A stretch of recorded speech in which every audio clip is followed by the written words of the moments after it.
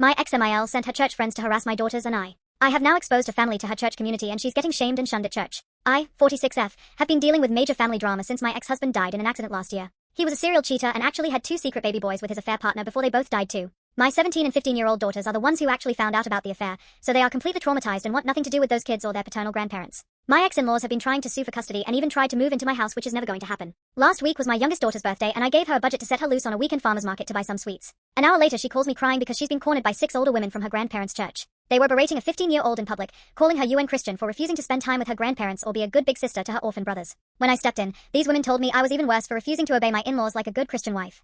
It turns out my ex-mother-in-law had posted a massive Hallmark-style sob story in the church Facebook group claiming I was leaving them penniless and homeless, even though they inherited my ex's personal bank account and life insurance. She even lied and told the church members that the affair partner was actually our surrogate because I couldn't have more children, and that I rejected the babies because they were boys. I decided it was time to clean up this mess. Since I was mid-divorce when my ex died, I had all the evidence ready to go and no legal ramifications for releasing it. I went to a print shop and paid extra for high-quality color copies of my ex making out with his mistress in our living room and text logs of my in-laws supporting the affair. I even included the coup de grace, texts from the grandparents calling my own daughters bastards and telling them it was their fault their father died because they told me about the affair. I sat for hours making personalized binders that looked exactly like the prayer song packets the church gives out. The first thing you saw when you opened them was a picture of my ex and his Jezebel making out, with a caption calling it their love story.